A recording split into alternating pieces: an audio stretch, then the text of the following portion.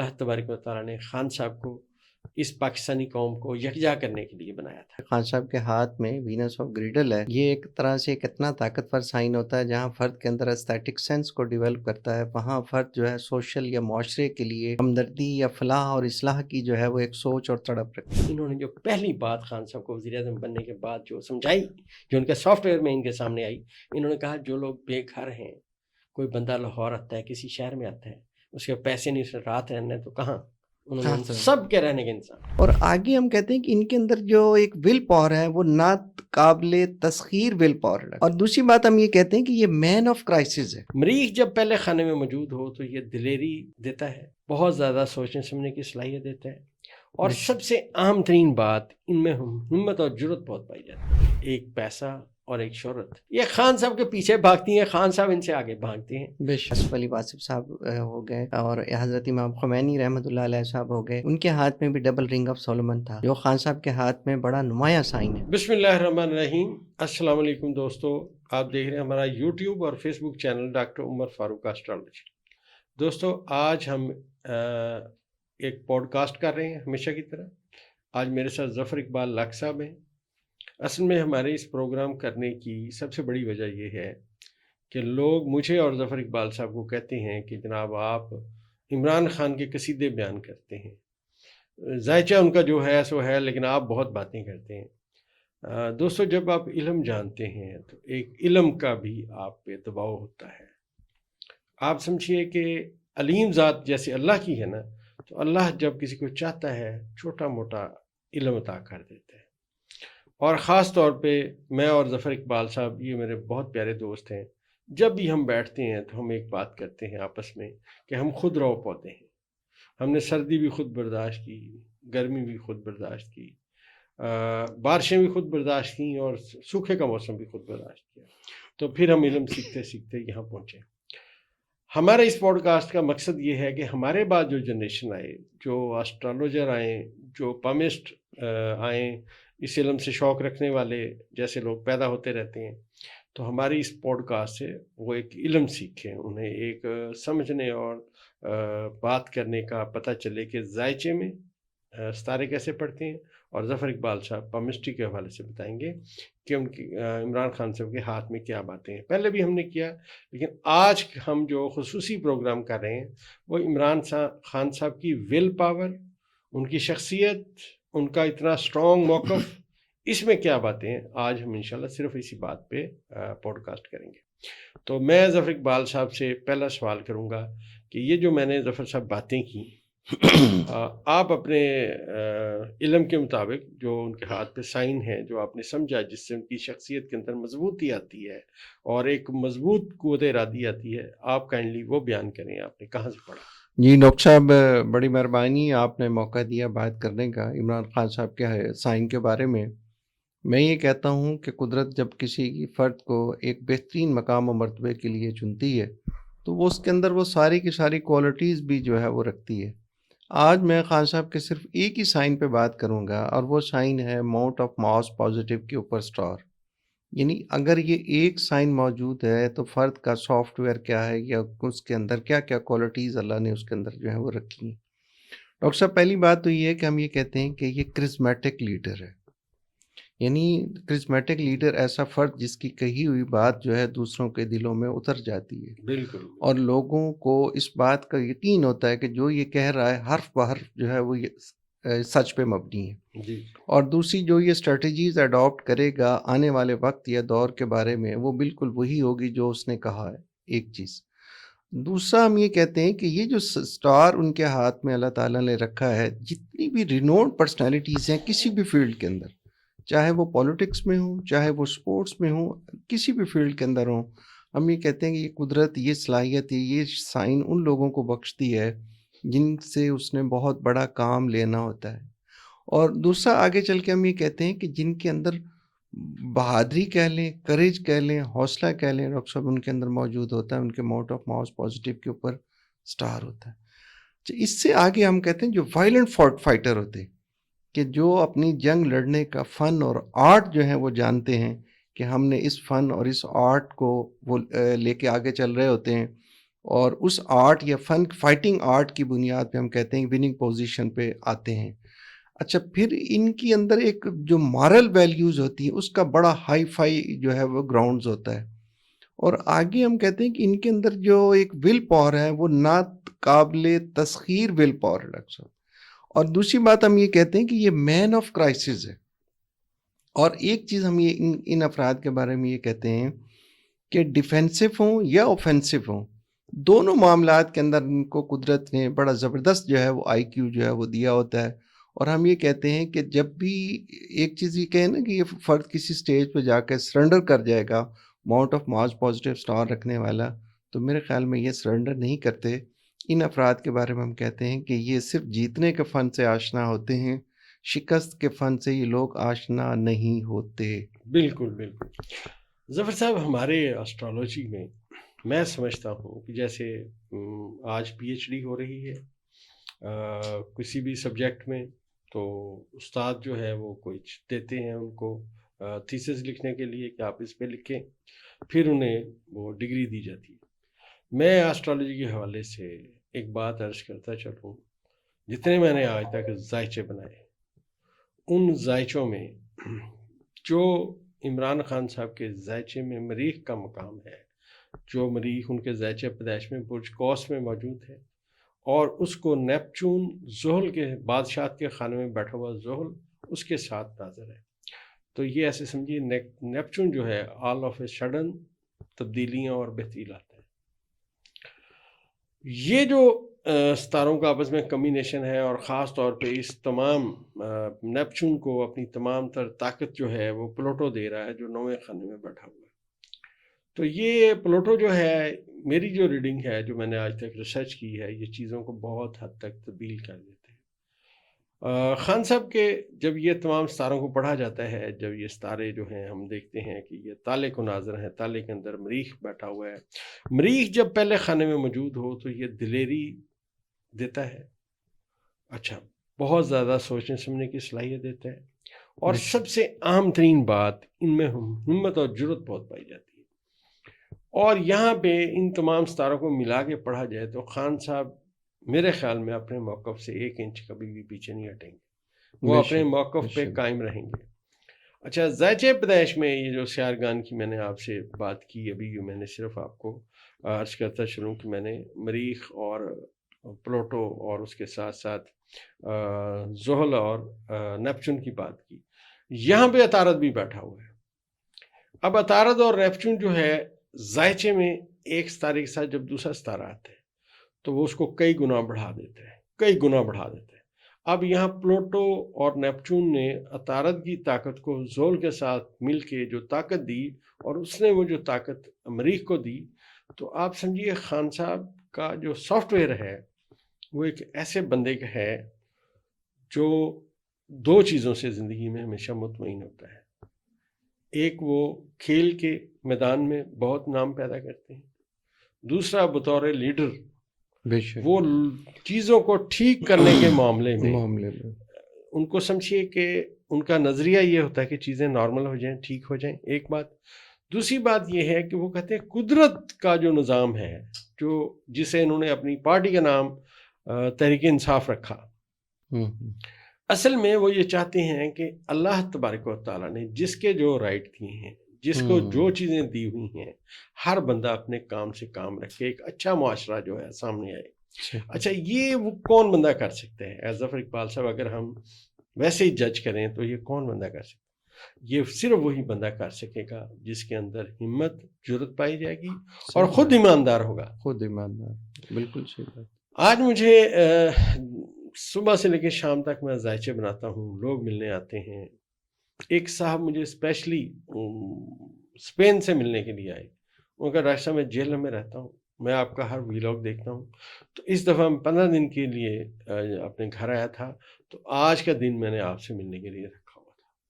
تو وہ جہلم سے اسپیشل ملتان مجھے ملنے کے لیے آئے، یار یہاں بیٹھے میرے ساتھ گپ شپ ہوئی. تو اب یہ جو لوگ ہیں وہ کیوں خان صاحب کے ساتھ اتنا پیار کرتے ہیں؟ وہ کہتا ہے جی ہمیں باہر، جب خان صاحب کی حکومت آئی، خان صاحب وزیر اعظم بنے، تو گورے ہمیں کہتے تھے کہ تمہارے ملک میں اب وہ شخص آیا ہے جو تمہارے ملک کو ترقی دے گا، جو بہت عظیم آدمی ہے. کیونکہ میرے خیال میں گوروں کے ساتھ جو خان صاحب رہے اور مطلب وہاں برطانیہ میں پڑھتے بھی رہے اور اس کے ساتھ ساتھ وہاں گیم بھی کھیلتے رہے، تو لوگ ان سے ابھی تک جو ان کا سحر ہے، جو ان کا مطلب شخصیت کے اندر جو باتیں ہیں، اس میں ابھی بھی لوگ مبتلا ہیں. میں یہاں صبح سے شام تک جو ذائچے بناتا ہوں، لوگ ملنے آتے ہیں، ہمیشہ ہر بندے کا آخری سوال ایک ہی ہوتا ہے، ایک سوال، ڈاکٹر صاحب یہ بتائیں خان صاحب باہر کب آئیں گے، ہم باہر کب دیکھیں گے. میں کہتا ہوں یہ وہ والہانہ محبت ہے جو پاکستان کی ہسٹری میں آج سے پہلے کسی کو حاصل نہیں ہوئی. بے شک. میرے ایک دوست ہیں، وہ ریلوے میں آفیسر تھے، تو ان کی کچھ زمینیں ہیں لودھرا کے پاس.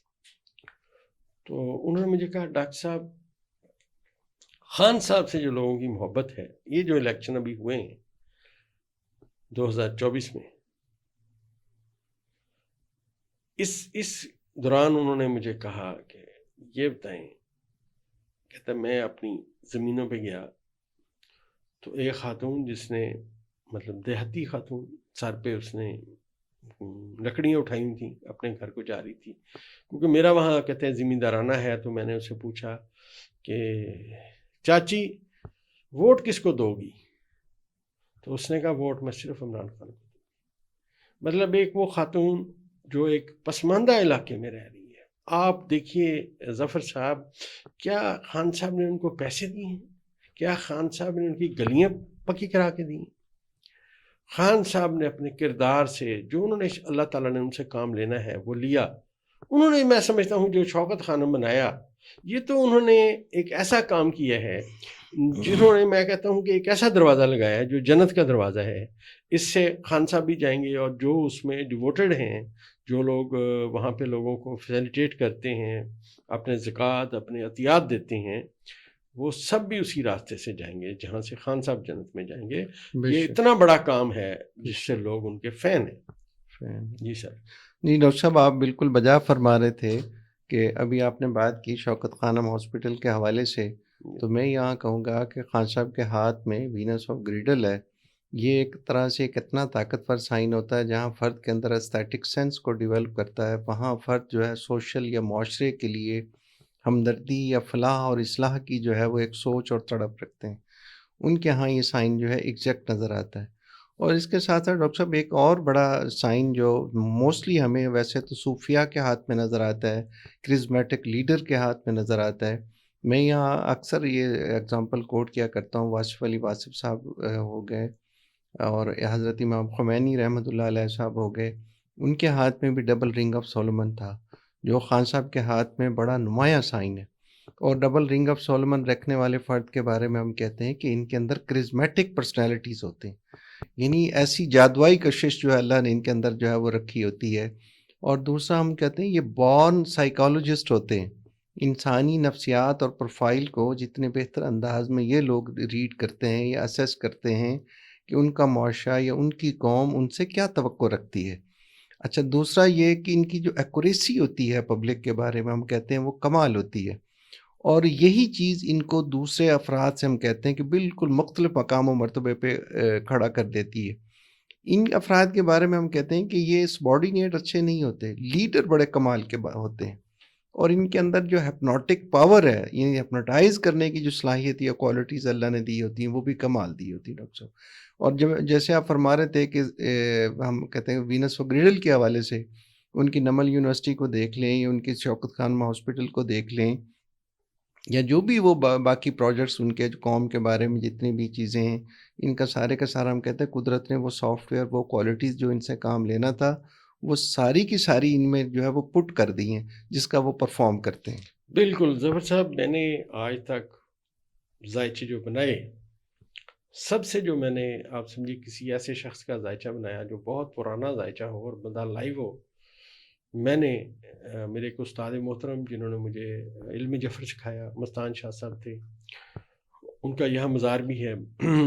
جی آپ نے پہلے بھی ذکر کیا. جی ان کا میں نے وہ 10 مارچ 1923 کو 10 بجے صبح انڈیا میں پیدا ہوئے. تو میں نے اپنا جو سب سے پرانا بندے کا ذائچہ 1923 کا بنایا، ان کے ذائچہ پیدائش میں 9ویں خانے میں زحل اور مشتری کٹھے تھے، جو اس بات کی نشاندہی کر رہے تھے کہ یہ بندہ مخفی علوم میں بھی بہت اور روحانیت میں بھی بہت مقام رکھے گا. یہ خان صاحب کے ذائچے میں لوگ ہمیں کہتے ہیں آپ کیسے ایسی باتیں کرتے ہیں.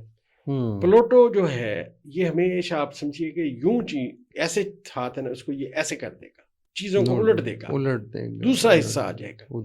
پلوٹو ان کے ذائچے کے 9ویں خانے میں بیٹھا ہوا ہے اور اس کے ساتھ زم بیٹھا ہوا ہے.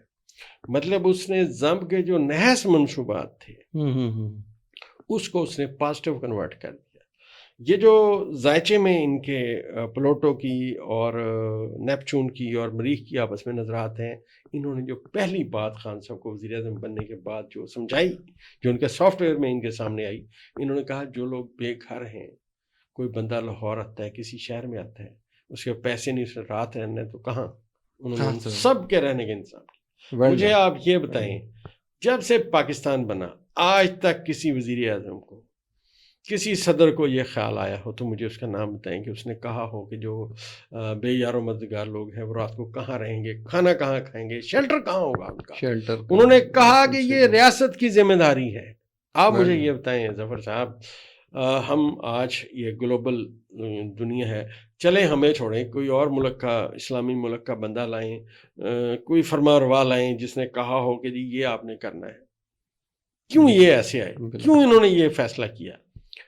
اصل میں اللہ تبارک و تعالیٰ نے ظفر صاحب جن سے جو کام لینا ہے اللہ نے ان کا سافٹ ویئر ویسے بنا دینا، ویسے بنایا ہوتا ہے. ٹھیک ہے نا جی. اب ایک میرے کل دوست مجھ سے ملنے آئے تو تھوڑا سے ڈسٹرب تھے، تو بچوں کے بارے میں ذرا پریشان تھے. ریٹائر ہونے والا ہوں، اب میں ہیڈ ماسٹر ہوں، سینئر ہیڈ ماسٹر ہوں، بچوں کا ابھی کوئی روزگار نہیں ہے. میں نے کہا سر مجھے ایک بات ہے، آپ نے کتنے اسٹوڈنٹس کو پڑھایا؟ اب عمر آپ کی 58 سال ہوگی، یا کتنے اسٹوڈنٹس کو پڑھایا؟ کہ یہ بڑے اسٹوڈنٹس کو پڑھایا. میں نے کہا کیا کچھ ڈاکٹر بنے ان کا بنے، کوئی انجینئر بنے ان کو بنے، ان کا بڑے میرے نامور شاگرد ہیں. میں نے کہا جی آپ کے بچے کیوں نہیں بنے؟ بڑا زبردست سوال ڈاکٹر صاحب، کہ آپ کے بچے کیوں نہیں بنے؟ پڑھاتے تو آپ رہے. میں نے کہا جی ہر بندہ اپنا دماغ لے کے آئے، اللہ تبارک و تعالیٰ نے اس کا ایک مقدر لکھا ہوا ہے. مقدر کوئی نہیں لکھ سکتا، لکھنے والی ذات مالک کی ہے. میں اکثر لوگوں کو سمجھاتا ہوں کہ خان صاحب جتنے پیسے یہاں لینے کے لیے لوگوں نے کیا کیا نہیں کیا. صحیح بات. ہم تو کسی کا نہ نام لیتے ہیں، نہ ہماری کسی سے کوئی سمجھیے دشمنی ہے، نہ ہم کسی کو، ہم تو فقیر آدمی ہیں، ہم تو اس دنیا میں ہر بندے کو اپنے آپ سے اچھا سمجھتے ہیں. بے شک. ٹھیک ہے نا. اور ہم تکبر سے اللہ تعالیٰ مجھے اور میرے دوست ظفر اقبال کو محفوظ فرمائے. ہم تو ہر بندے کو اپنے سے اچھا سمجھتے ہیں، ہمارے لیے ہر بندہ ہم سے اچھا ہے. تو بات یہ ہے کہ خان صاحب کو جتنے پیسے ملنے تھے وہ انہوں نے نہیں لیے، ان کا مجھے ضرورت ہی نہیں. اور میں سمجھتا ہوں کہ ایک پیسہ اور ایک شہرت یہ خان صاحب کے پیچھے بھاگتی ہیں، خان صاحب ان سے آگے بھاگتے ہیں. بے شک. دنیا شہرت حاصل کرنے کے لیے دیکھیں کیا کیا کچھ نہیں کرتی، اور دنیا جو ہے آپ اس کو نوٹ کریں کہ پیسے کمانے کے لیے کیا کیا نہیں کرتی. اور خان صاحب کی ذات ایسی ہے جو ان تمام چیزوں سے مبرہ ہے. اللہ تبارک و تعالیٰ نے ان کا سافٹ ویئر بنایا. تو میں سمجھتا ہوں کہ میری ایسٹرالوجی مجھے ایک ہی بات سمجھاتی ہے کہ اللہ تبارک و تعالیٰ نے خان صاحب کو اس پاکستانی قوم کو یکجا کرنے کے لیے بنایا تھا. انہوں نے اپنے کردار سے، اپنے اخلاق سے، اپنی باتوں سے، اپنے حوصلے سے انہوں نے کہا دیکھو میں بے گناہ جیل میں بند ہوں لیکن میں ان کے ساتھ کمپرومائز نہیں کروں گا، میں اپنی بات پہ ڈٹا ہوں. اور ان کے تاریخی الفاظ ہیں کہ نہ میں کسی کے سامنے جھکا ہوں، نہ میں اپنی قوم کو جھکنے دوں گا. تو اسی آج بات کے ساتھ ہم آپ سے اجازت چاہیں گے. ہمارے یہ پروگرام کا مقصد اس علم کے بارے میں بیان کرنا ہے. دوستو ہم طالب علم ہیں، میں ایسٹرالوجی کا طالب علم ہوں، ظفر اقبال صاحب پامسٹری کے طالب علم ہیں، اور ہم اس دنیا سے جب جائیں گے ہم آخری دن بھی یہی کہیں گے کہ ہم طالب علم ہیں. تو طالب علم کو کبھی سبق آتا ہے کبھی نہیں آتا، تو ایسی کوئی بات نہیں ہے، اس کا یہ مطلب نہیں ہے کہ وہ طالب علم نہ رہے. تو انشاءاللہ اگلی ہماری پوڈ کاسٹ میں اس سے آگے جو خان صاحب کے ذائچے میں اور ان کے بارے میں باتیں ہوں گی وہ ہم بیان کریں گے.